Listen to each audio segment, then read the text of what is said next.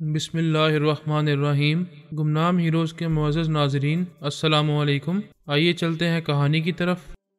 ان میں سے ایک لیڈر نے کہا، وہ گارڈ، ٹیلی پیتھی تو ایک ایسا ہتھیار ہے جس کے سامنے تمام ہتھیار ناکام ہو جاتے ہیں، کہیں وہ ہمارے دماغوں میں تو نہیں آئے گا؟ نارنگ نے کہا، میں تم دونوں کے دماغوں میں بھی پہنچ چکا ہوں، ابھی خاموش رہو۔ ایسے وقت وہ تینوں ڈاکٹر وہاں آ گئے۔ نارنگ نے گاڈ فادر کی زبان سے کہا، تم تینوں نے ایک ڈاکٹر نہیں بلکہ کسائی بن کر اس کے دونوں ہاتھ اور دونوں پاؤں کاٹ دیے تھے۔ وہ تم دونوں کہہ رہے تھے کہ تمہارے انجیکشن کے ذریعے وہ ہمیشہ کوما میں رہتا ہے، لیکن وہ تو ابھی میرے دماغ میں موجود ہے۔ گاڈ فادر نے سامنے رکھے ہوئے اسلحے کی طرف اشارہ کرتے ہوئے کہا، ان میں اپنی پسند کا اسلحہ اٹھاؤ اور ایک دوسرے پر آزماؤ۔ وہ تینوں حیرانی سے گاڈ فادر کو دیکھنے لگے۔ نارنگ نے پہلے ایک کے دماغ پر پھر دوسرے کے دماغ پر قبضہ جمایا۔ انہوں نے ہتھیار اٹھا کر ایک دوسرے پر گولی چلا دی۔ تیسرے نے ایک ریوالور کو اپنی کن پٹی سے لگا کر اپنے آپ کو بھی ہلاک کر ڈالا۔ دہشت گرد تنظیم کے وہ دونوں لیڈر خوف سے یہ تماشا دیکھ رہے تھے۔ نارنگ نے ان میں سے ایک کے دماغ پر قبضہ جمایا تو اس نے ایک جدید گن اٹھائی، پھر گاڈ فادر سے کہا، یہ نمونہ تم نے ہمیں دکھایا ہے لیکن ابھی تک ہم نے اسے استعمال کر کے نہیں دیکھا ہے، لہٰذا پہلے تم پر استعمال کر رہے ہیں۔ یہ سنتے ہی گاڈ فادر نہیں نہیں کہتے ہوئے ہاتھ اٹھا کر پیچھے ہٹنے لگا۔ اس شخص نے ٹھائیں ٹھائیں کی آواز کے ساتھ 2 گولیاں چلائیں تو اس کے دونوں ہاتھ زخمی ہو گئے۔ اس کے بعد بھی وہ ان کے دونوں ہاتھوں پر کئی گولیاں برساتا رہا، حتیٰ کہ وہ ہاتھ بالکل ہی ناکارہ ہو گئے۔ نارنگ نے اس کی زبان سے کہا، اب یہ دونوں ہاتھ تمہارے کسی کام نہیں آئیں گے، لہٰذا آپریشن کے ذریعے انہیں کٹوانا ہوگا۔ دوسرے شخص نے دوسرا ہتھیار اٹھا کر کہا، اس جدید ہتھیار کو بھی آزمانا چاہیے۔ یہ کہہ کر اس نے فائرنگ شروع کر دی اور اس کی دونوں ٹانگوں پر گولیاں برسانے لگا۔ گاڈ فادر فرش پر گرتے ہوئے تڑپتے ہوئے رحم کی بھیک مانگنے لگا، چیخنے لگا۔ اس نے اتنی گولیاں کھائی تھیں کہ اب اس میں برداشت کی قوت نہیں رہی تھی اور وہ بے ہوش ہونے لگا تھا۔ ایسے ہی وقت نارنگ نے اس کے دماغ میں کہا، اب میں جا رہا ہوں، میرے بعد ڈاکٹر تمہیں آپریشن تھیٹر میں سنبھالیں گے اور تمہیں سنبھالنے کے لیے، زندہ رکھنے کے لیے دونوں ہاتھوں اور دونوں پیروں کو کاٹنا لازمی ہو جائے گا۔ وہ دماغی طور پر اپنے بیڈ پر حاضر ہو گیا۔ دونوں ہاتھ دونوں پیر کٹے ہوئے تھے۔ وہ بستر پر بظاہر ایک لاش کی طرح پڑا ہوا تھا، لیکن اب کوئی بھی اس پر غالب نہیں آ سکتا تھا۔ اس کے پاس آنے والا اپنی موت کے ساتھ ہی آ سکتا تھا۔ جسم تبدیل کرنے کے لیے وہ کالا عمل کچھ یوں ہوتا ہے کہ ایک خاص منتر کا جاپ پڑھتے ہوئے اس کے اندر سے اس کی آتما کو نکلنے پر مجبور کر دیتا۔ جب آتما اس کے جسم سے نکل جاتی اور اس کا جسم مردہ ہو جاتا تو وہ دوسرے منتر کا جاپ کر کے اپنی آتما کو موجودہ جسم سے نکال کر اس مردہ جسم میں منتقل کر دیتا۔ وہ اب تک اسی ارادے پر قائم تھا کہ اسے برین آدم کے جسم میں جانا چاہیے تاکہ اسے ان کا وہ گہرا راز معلوم ہو سکے اور وہ ان کے ذریعے اس دوسرے جادوگر تک پہنچ سکے۔ اپنے اس ارادے پر عمل کرنے سے پہلے اس کے دماغ میں ایک بات آئی کہ ایک بار خیال خوانی کے ذریعے الپا اور برین آدم کے دماغ میں پہنچنے کی کوشش کی جائے، یہ معلوم کیا جائے کہ وہ لوگ اب تک اپنے دماغ کو مردہ ظاہر کر رہے ہیں یا نہیں۔ نارنگ اس کے لب و لہجے کو یاد کرنے لگا، پھر اس نے اس کی آواز اور لب و لہجے کو گرفت میں لے کر خیال خوانی کی پرواز کی تو حیران رہ گیا، کیونکہ توقع کے خلاف اسے برین آدم کے دماغ میں جگہ مل گئی تھی۔ برین آدم اپنے اندر بے چینی محسوس کر رہا تھا، کیونکہ وہ یوگا کا ماہر تھا اور پرائی سوچ کی لہروں کو محسوس کر سکتا تھا۔ پوچھ رہا تھا، کون ہے؟ اس وقت میرے دماغ میں کون آیا ہے؟ نارنگ نے کہا، تم تو یوگا کے ماہر ہو، سانس روک کر سوچ کی لہروں کو بھگا دیتے ہو، مجھے بھی بھگا دو۔ اس نے کئی بار سانس روک کر آزمایا لیکن سوچ کی لہریں موجود رہیں۔ تب نارنگ نے کہا، میں وہی ہوں جو یوگا جاننے والوں کے دماغ میں بھی پہنچ جاتا ہے اور وہ مجھے اپنے اندر سے بھگا نہیں پاتے۔ برین آدم نے حیرانی اور بے یقینی سے پوچھا، کیا تم نارنگ ہو؟ میں کون ہوں اس بات کا اندازہ کرو، سوچتے رہو، سمجھتے رہو، اس وقت تک میں تمہارے چور خیالات پڑھتا رہوں گا۔ وہ اس کے چور خیالات پڑھنے لگا۔ پتہ چلا اس کے اور الپا کے دماغ کو ایک وچ ڈاکٹر جمال رابن نے کس طرح بظاہر مردہ بنایا تھا، مگر اب وہ جادوئی عمل ختم ہو چکا تھا اور وہ وچ ڈاکٹر جمال رابن مر چکا تھا۔ پھر بھی یہ پتہ چلا کہ الپا اور برین آدم کے دماغ سے کیلیں کس طرح نکالی گئی ہیں اور وہ کیلیں نکالنے والے کون ہیں۔ اب تک انہیں پتہ چلا تھا کہ ان میں ایک نوجوان لڑکی تھی اور ایک نوجوان مرد تھا جنہیں پورے اسرائیل میں تلاش کیا جا رہا تھا۔ یہ بات نارنگ کو بھی کچھ حیران اور پریشان ہو کر سوچنے پر مجبور کر رہی تھی کہ آخر وہ نوجوان لڑکی اور مرد کون ہیں جنہوں نے اتنا بڑا کارنامہ کیا ہے اور ان کے جادوئی عمل کو ختم کر دیا ہے۔ یقیناً وہ ان کے دشمنوں میں سے ہوں گے، لیکن دشمن تو بہت ہیں۔ بابا صاحب کے ادارے والے بھی ہیں، امریکی روپوسٹ ٹیلی پیتھی جاننے والے بھی ہیں۔ پتہ نہیں کس نے ایسا کیا ہے، اور جس نے بھی ایسا کیا ہے وہ ضرور اسرائیل میں یا تل ابیب میں موجود ہوگا۔ تب ہی ان کے قریب جانے کے بعد ہی ان کے سر سے کیلیں نکالی ہوں گی۔ ब्रेन आदम का भी यही ख्याल था कि जिस मर्द ने इसकी गर्दन दबोच कर दूसरे हाथ से कीलें निकाली थी वो बहुत ताकतवर था, और अल्पा के सर से एक लड़की ने 2 कीलें निकाली थी, यानी वो भी अल्पा के करीब गई थी और इन्हें पहचाना नहीं गया था, जिसका मतलब ये था कि वो दोनों मेकअप में थे। ख्यालात पढ़ने से रफ्ता रफ्ता मालूम होता गया जिन्होंने कीलें निकाली इनमें लड़की का नाम रूबी और मर्द का नाम नॉर्मन स्टोन था, और वो एक इलेक्ट्रिकल कंपनी से मुंसलिक था, लेकिन वो फरार हो चुके थे और इन्हें इसराइल की पुलिस, इंटेलिजेंस और आर्मी तलाश करती फिर रही थी। अब नारंग के लिए ये सोचना जरूरी हो गया था कि वहाँ सिर्फ अल्पा और ब्रेन आदम ही नहीं बल्कि इसके दुश्मनों से भी वास्ता पड़ेगा, लिहाजा ब्रेन आदम के जिस्म में जाना मुनासिब रहेगा या नहीं, पहले इनके दुश्मनों की कुव्वतों का अंदाजा करना जरूरी है। इसने अल्पा के दिमाग में आकर इसके भी ख्यालात पड़े। वो भी बेचैनी से पराई सोच की लहरों को महसूस करके कहने लगी, कौन आया है? लेकिन नारंग ने कोई जवाब नहीं दिया, खामोशी से इसके ख्यालात पढ़ता रहा। इसकी और ब्रेन आदम के ख्यालात से ये बात मालूम हुई कि जिसने भी इन दोनों से दुश्मनी की है, इनके सरों से कीलें निकाली हैं, इनके दिमागों को गैर महफूज बनाया है, इसने अब तक कोई दुश्मनी नहीं की है, ना अब तक इनके दिमागों में आया है। अब पहली मर्तबा वो अपने दिमागों में पराई सोच की लहरों को महसूस कर रहे हैं। वो बोला, हेलो अल्पा, मैं नारंग बोल रहा हूँ। तुमने तो बहुत जबरदस्त कारनामा दिखाया था और अपने आप को मुझसे महफूज कर लिया था। अब तुम्हारे योगा जानने के बावजूद मैं तुम्हारे दिमाग में हूँ, मुझे निकाल सकती हो तो निकाल दो। इसका मतलब है तुमने अपने किसी काले जादू के अमल से हमारे सर से कीलें निकाली हैं और हमें गैर महफूज किया है। नहीं, अगर मैं ऐसा करता तो अभी इसका इतराफ कर लेता। नारंग, तुमने किसी जवान लड़की और किसी जवान मर्द को अपना आलाकार बनाकर यहाँ भेजा था। तुमने ही ऐसी हरकतें की हैं। जब मैं कह चुका हूँ कि मैंने ऐसा नहीं किया तो नहीं किया। क्या मुझे तुमसे खौफ आता है? मैं चाहूँ तो अभी तुम्हारे दिमाग में जलजिला पैदा कर दूँ और तुम मुझे दिमाग से निकाल ना सको। वो खामोश रही, जवाब ना दे सकी। बेशक वो ऐसा करता तो वो इसे दिमाग से निकाल ना पाती। अब भी वो मजबूर थी, अपने अंदर इसे बर्दाश्त कर रही थी। फिर वो बोली, नारंग, हमने जो कुछ भी किया था अपने तहफ़्फ़ुज़ के लिए किया था और अपनी हिफाजत करना हर इंसान का हक है। लेकिन तुम इस बात के गवाह हो कि हमने महफूज होने के बाद भी तुमसे कभी कोई छेड़छाड़ नहीं की, कभी तुम्हें किसी किस्म का चैलेंज नहीं किया। हाँ, इतनी शराफत तुमने दिखाई है। अच्छा ये बताओ कि वो जवान लड़की और जवान मर्द कौन है? मेरी तो यही समझ में आ रहा है कि इनका ताल्लुक बाबा साहब के इदारे से होगा। ये तुम कैसे कह सकती हो? इसलिए कि कोई अमेरिकी रिपोर्ट टेलीपैथी जानने वाला होता और हम पर गालिब आता तो फखरिया अंदाज में हमें ट्रैप करता, हमें अपना मामूल और ताबे बना लेता। लेकिन ऐसा कुछ नहीं हुआ। जब से हम गैर महफूज हुए हैं, इसके बाद से तुम हमारे दिमाग में आए हो, और जिन्होंने हमारे सर से कीलें निकाली हैं उन्होंने कभी हमसे राब्ता नहीं किया और ना ही इनके किसी साथी ने हमसे राब्ता किया है। इससे जाहिर होता है कि बाबा साहब के इदारे से ताल्लुक रखने वाले जो टेलीपैथी जानते हैं उन्होंने हमें सिर्फ गैर महफूज किया है और वो नहीं चाहते थे कि हम अपने दिमाग को मुर्दा जाहिर करें। लिहाजा हमारी एक बहुत बड़ी हिफाजती तदबीर को ख़त्म करके उन्होंने खामोशी इख्तियार कर ली है। इसका मतलब ये है कि बाबा साहब के इदारे से ताल्लुक रखने वाले 2 अफराद जिस्मानी तौर पर वहाँ मौजूद हैं और जो टेलीपैथी जानते हैं, जिनमें से एक लड़की है और एक जवान मर्द है। हाँ, हमारा ख्याल बार बार सानी और पारस की तरफ जा रहा है।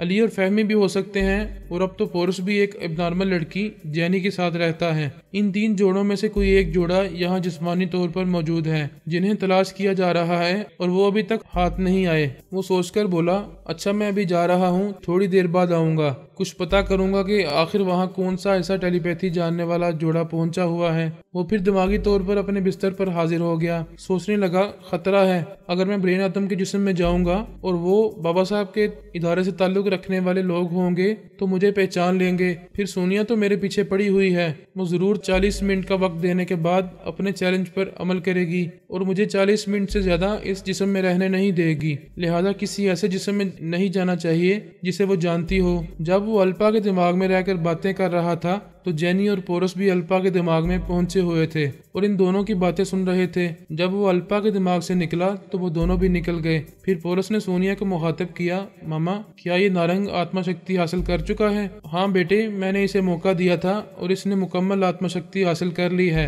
और अब मैंने इसे चैलेंज किया है। जब भी वो किसी नए जिस्म में जाएगा तो जाते ही पहले वक्त देख ले। इस वक्त से ठीक 40 मिनट बाद वो अपने दूसरे जिस्म को छोड़ने पर मजबूर हो जाएगा।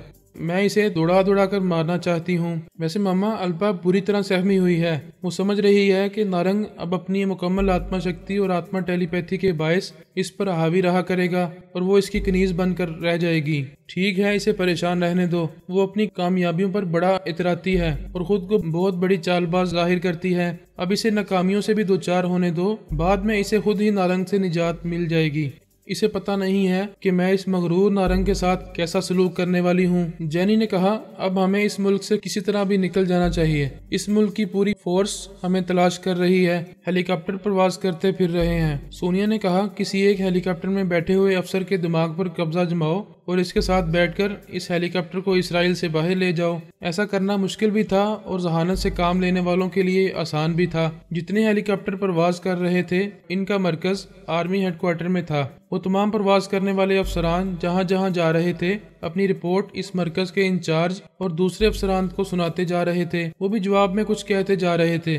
پورس اور جینی ایک ویرانے میں جہاں چھپے ہوئے تھے وہاں ایک ہیلی کاپٹر بار بار گردش کر رہا تھا۔ انہوں نے اس کا نمبر پڑھا۔ اس نمبر کے حوالے سے ہیڈ کوارٹر میں جو گفتگو ہو رہی تھی اسے سن کر پورس اس افسر کے دماغ میں پہنچ گیا۔ اس افسر نے پائلٹ سے کہا، ہیلی کاپٹر کو کسی کھلی جگہ اتار دو، وہ یہیں کہیں چھپے ہوئے ہوں گے۔ پائلٹ نے اس کے حکم کی تعمیل کی۔ ہیلی کاپٹر زمین پر اتر آیا۔ اس میں ایک افسر کے ساتھ 4 مسلح فوجی جوان تھے۔ ایک افسر کے دماغ پر قبضہ جما کر ان 4 فوجی جوانوں کو گولی مارنا کوئی بڑی بات نہیں تھی۔ جینی اور پورس دونوں خیال خوانی کے ذریعے ایسا کر سکتے تھے اور انہوں نے ایسا ہی کیا۔ ان کی ہلاکت کے بعد صرف افسر اور پائلٹ رہ گئے۔ پورس پائلٹ کے دماغ میں پہنچا اور جینی اس افسر کے۔ وہ دونوں دوڑتے ہوئے آئے اور اس ہیلی کاپٹر میں سوار ہو گئے۔ اس کے بعد وہ افسر اور پائلٹ ان کی مرضی کے مطابق اس ہیلی کاپٹر کو پرواز کراتے ہوئے وہاں سے لے جانے لگے۔ تل ابیب اور حیفا وغیرہ میں کتنے ہی جوڑے شبے میں پکڑے گئے تھے، جن میں سے 2 کو حراست میں رکھا گیا تھا، باقی کو چھوڑ دیا گیا تھا۔ یہ بیان کیا جا چکا ہے کہ ان دونوں جوڑوں پر کیسے شبہ کیا گیا تھا۔ الپا نے کہا، برادر، آپ باری باری ان دونوں جوڑوں کے پاس جائیں اور ان کی انگلیوں کے نشانات لیں، ان کا بلڈ گروپ بھی چیک کرائیں، پھر انہیں ہمارے ریکارڈ روم میں رکھے جینی اور پورس کے نشانات سے ملائیں۔ اسرائیل، امریکہ، فرانس، جرمنی اور روس جیسے بڑے ممالک کے علاوہ دوسری عالمی خفیہ اور خطرناک ایجنسیوں میں بھی ہمارے مکمل ریکارڈ موجود تھے، جن کے ذریعے وہ ہماری اصلیت معلوم کر سکتے تھے، اور الپا یہی مشورہ دے رہی تھی۔ نارنگ اسی بیڈ پر اپاہج پڑا ہوا تھا اور ابھی وہ جسم کی تبدیلی میں جلدی نہیں کرنا چاہتا تھا۔ اگر سونیا واقعی 40 منٹ کے اندر کسی طرح مجبور کرے گی اور وہ پھر جسم بدلے گا تو اس کا مطلب یہ ہوگا کہ وہ آتما شکتی ایک طرح کمزور ہو گئی ہے۔ اس لیے وہ جسم بدلنے سے پہلے بہت محتاط رہ کر یہ دیکھنا چاہتا تھا کہ جہاں بابا صاحب کے ادارے سے تعلق رکھنے والے لوگ ہوں وہاں وہ نہ جائے، ان سے دور کسی ایسے جسم میں داخل ہو جائے جس کی طرف سونیا کبھی توجہ نہ دے سکے۔ وہ 1 گھنٹے بعد الپا کے پاس آیا اور اس کے خیالات پڑھے تو پتہ چلا کہ جن 2 جوڑوں کو شبہ میں گرفتار کیا گیا تھا وہ جینی اور پورس نہیں ہے، اور ان کا بلڈ گروپ اور ان کی انگلیوں کے نشانات ان سے بالکل مختلف ہیں۔ برین آدم نے الپا سے کہا، ان کے نشانات تو پارس اور علی سے بھی نہیں ملتے، یہ بالکل مختلف ہیں۔ اس کا مطلب یہ ہے کہ جنہیں گرفتار ہونا چاہیے وہ اب تک ہمارے ملک میں رپوش ہیں اور ہم انہیں گرفتار کرنے میں ناکام ہو رہے ہیں۔ تھوڑی دیر بعد آرمی ہیڈ کوارٹر سے برین آدم کو مخاطب کر کے کہا گیا، ہمارے جتنے ہیلی کاپٹر پورے اسرائیل میں پرواز کر رہے ہیں ان میں سے ایک ہیلی کاپٹر سے رابطہ نہیں ہو پا رہا۔ برین آدم نے چونک کر یہ بات فون کے ذریعے الپا کو بتائی۔ اس کے دماغ میں نارنگ موجود تھا۔ اس نے کہا، الپا سمجھ لو شکار ہاتھ سے نکل گیا ہے، اب انہیں پکڑنا بہت مشکل ہے۔ وہ بولی، مشکل تو ہے مگر بگ برادر ان کا پیچھا نہیں چھوڑیں گے۔ وہ انٹرنیشنل فلائنگ کنٹرولنگ دفتر سے رابطہ کریں گے اور سراغ رساں طیارے انہیں تلاش کریں گے۔ وہ زیادہ دور نہیں گئے ہوں گے، کسی آس پاس کے ملک پہنچے ہوں گے۔ انہوں نے تمہارے سروں سے وہ کیلیں کب نکالی تھیں؟ یہی کوئی 5 گھنٹے ہو رہے ہیں۔ پھر تو یہ پکی بات ہے ان دونوں کا تعلق بابا صاحب کے ادارے سے ہے۔ اگر امریکی رپورٹس ٹیلی پیتھی جاننے والے ہوتے تو وہ اب تک تمہارے دماغ میں آ کر تمہیں چیلنج کرتے اور تمہاری اس کمزوری کا مذاق اڑاتے۔ یہی تو مشکل ہے۔ اگر وہ واقعی بابا صاحب کے ادارے سے تعلق رکھتے ہوں گے تو انہیں گرفتار کرنے اور ان کے ساتھ برا سلوک کرنے سے پہلے ہمیں ہزاروں بار سوچنا ہوگا کہ فرحاد علی تیمور اس کے بدلے جوابی کارروائی کتنی بھیانک طریقے سے کرے گا۔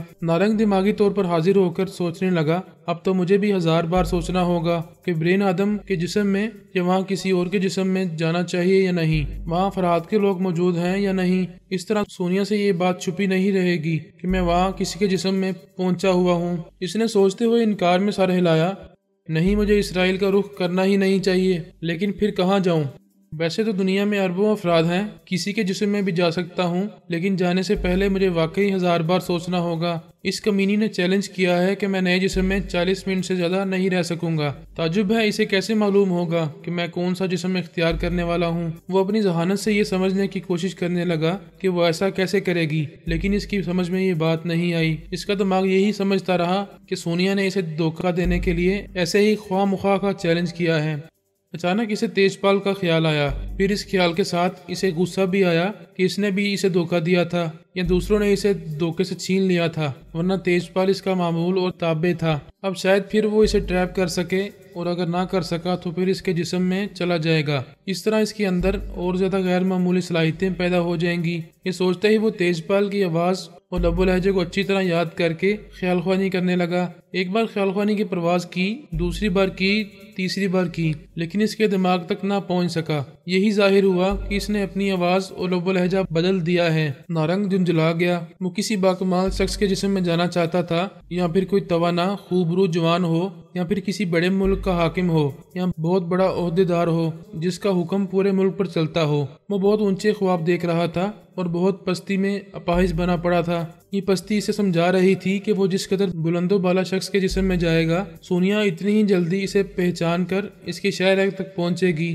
لہذا اسے کسی معمولی اور گمنام شخص کے جسم میں جانا چاہیے، یہی دانشمندی ہوگی۔ ایسے وقت کمرے کا دروازہ کھلا، ایک بھنگی اس کی حاجت روائی اور کمرے کی صفائی کے لیے اپنے وقت کے مطابق آیا۔ وہ جانتا تھا کہ بیڈ پر پڑا ہوا شخص کوما میں رہتا ہے، حرکت نہیں کر سکتا، اس لیے اس نے قریب آ کر پوچھا، کیا ارادہ ہے؟ تو نے پھر بستر کو ٹائلٹ بنا دیا؟ لعنت ہے تجھ پر، مجھے روز تیری صفائی کرنی پڑتی ہے۔ بھنگی نے جھک کر اس کے اوپر سے کمبل ہٹا کر دیکھنا چاہا تو اچانک نارنگ نے اٹھتے ہوئے اسے دونوں بازوؤں سے دبوچ لیا۔ اس کے ہاتھ کلائیوں سے کٹے ہوئے تھے، لیکن دو بازو بھی اتنے سخت اور طاقتور تھے کہ وہ بھنگی تڑپ تڑپ کر کوشش کرنے کے باوجود اس کی گرفت سے نہ نکل سکا۔ نارنگ نے کہا، کتے کے بچے، مجھے گونگا، بہرا، لاچار اور اپاہج سمجھ رہا تھا، اور تجھے سمجھایا گیا ہوگا کہ میں کوما میں پڑا رہتا ہوں، بے حس رہتا ہوں، اس لیے ٹیلی پیتھی کے ذریعے تیرے دماغ میں نہیں آ سکوں گا، اس لیے بڑبڑا رہا تھا۔ وہ رحم طلب نظروں سے اسے دیکھ رہا تھا۔ اس کی گردن بری طرح پھنسی ہوئی تھی، اسے سانس لینے میں تکلیف ہو رہی تھی۔ نارنگ نے اسے چھوڑ دیا۔ وہ نجات پاتے ہی وہاں سے بھاگنا چاہتا تھا، لیکن اس کے قدم رک گئے۔ نارنگ اس کے دماغ میں تھا اور وہ اس کی مرضی کے بغیر کمرہ چھوڑ کر جا نہیں سکتا تھا۔ اس نے سہم کر اس کی طرف گھومتے ہوئے اسے دیکھا۔ اس نے کہا، میں جو کہوں گا تو وہ کرے گا، اگر نہیں کرے گا تو مرے گا۔ وہ اپنے دونوں کان پکڑ کر گڑ گڑاتے ہوئے بولا، مجھے معاف کر دو، مجھے گاڈ فادر اور ان کے ماتحت نے بتایا تھا کہ آپ بہت خطرناک ہیں، اگر بولنے لگیں گے تو پھر ہم میں سے کسی کو زندہ نہیں چھوڑیں گے۔ تجھے زندہ چھوڑ دوں گا اگر تم میرے کام آتا رہے گا۔ آپ حکم کریں، میں آپ کا ہر کام کروں گا۔ ایک وہیل چیئر کا انتظام کر کے جلد سے جلد اس میں مجھے بٹھا اور پھر یہاں سے باہر نکال۔ وہ سنتا رہا اور سوچتا رہا، پھر بولا، آپ کا حکم ہے، میں ایسا ضرور کروں گا، لیکن آپ میری بات کو سمجھنے کی کوشش کریں۔ جب سے آپ دوبارہ زندہ ہو کر تابوت میں اٹھ کر بیٹھ گئے تھے، تب سے پولیس والے آپ کو تلاش کر رہے ہیں۔ اگر میں کسی ویل چیئر پر آپ کو بٹھا کر باہر لے جاؤں گا تو پولیس والے آپ کو گرفتار کر لیں گے۔ نارنگ نے اسے سوچتی ہوئی نظروں سے دیکھا اور تسلیم کیا کہ وہ درست کہہ رہا تھا۔ نارنگ یہ بھول گیا تھا کہ اس وقت وہ ایمون کے جسم میں ہے، چہرہ بھی ایمون کا ہے، لہٰذا پولیس اور انٹیلیجنس والے اسے دیکھیں گے تو ضرور گرفتار کریں گے۔ اگرچہ گرفتار کر کے اس کا کچھ بگاڑ نہیں سکیں گے، اگر گولی بھی ماریں گے تو وہ فوراً ہی دوسرے جسم میں چلا جائے گا۔ لیکن یہی ایک اہم سوال تھا کہ کس کے جسم میں جائے گا۔ وہ کسی ایسے جسم میں جانا چاہتا تھا کہ جہاں تک سونیا نہ پہنچے۔ وہ غصے سے بولا، اس کتی اور کمینی نے میرے ذہن میں دھونس بٹھا دی ہے، کیا وہ میری آتما سے چپک گئی ہے کہ جہاں جاؤں گا پہنچ جائے گی؟ نہیں، میں دیکھ لوں گا کہ وہ کیسے میرے پیچھے آئے گی۔ وہ بولتے بولتے رک گیا۔ کچھ لوگوں کے دوڑنے کی آوازیں آ رہی تھیں۔ آوازوں سے پتہ چل رہا تھا کہ پولیس والوں نے ایسے بوٹ پہن رکھے تھے جن سے فرش پر دمک سی ہو رہی تھی۔ ایک افسر دو مسلح ساتھیوں کے ساتھ کمرے میں آیا۔ اس نے پہلے اس بھنگی کو دیکھا، پھر بستر پر پڑے نارنگ کو دیکھ کر کہا، ہمیں صحیح اطلاع ملی تھی، ایمون، تم اتنے دنوں تک یہاں چھپے رہے ہو اور تمہارے تو دونوں ہاتھ اور دونوں پاؤں کٹے ہوئے ہیں، شاید اسی لیے خود چل کر پولیس اسٹیشن نہیں آئے، کیوں؟ یہی بات ہے نا؟ वो अफसर तंजिया अंदाज में घूरता हुआ इसके करीब आया। एक दूसरा अफसर भी चंद साथियों के साथ अंदर आते हुए बोला, हम कई कमरे देख चुके हैं। भंगी ने कहा, सर इधर मकान के पिछले हिस्से में क्वार्टर बने हुए हैं, वो भी गॉडफादर की मलकियत हैं। अफसर ने कहा, मैं भी जाकर देखता हूँ। इसके साथ सिपाही जाने लगे तो नारंग ने इस अफसर के दिमाग पर कब्जा जमाया। वो नारंग की मर्जी के मुताबिक सिपाहियों से बोलने लगा, तुम लोग यहीं रहो, मैं खामोशी से दबे पहुंच जाऊंगा और वहां देखूंगा कि क्या हो रहा है। इधर पुलिस अफसर नारंग से तरह तरह के सवालात कर रहा था कि गॉडफादर के और कितने अड्डों को तुम जानते हो और इसने तुम्हें क्यों अपाहिज बनाकर रखा है। मैं अपाहिज जरूर हूँ, लेकिन ऐसा भी खोटा सिक्का नहीं हूँ कि इस दुनिया के बाजार में चल ना सकूं। मैं अब भी यहाँ से बगैर हाथ पांव के फरार हो सकता हूँ और आप लोग मेरा कुछ नहीं बिगाड़ सकेंगे। वो इन्हें बातों में उलझा रहा था और रह रहकर इस अफसर के बारे में सोच रहा था जो पीछे क्वार्टर में कुछ तलाश करने गया था।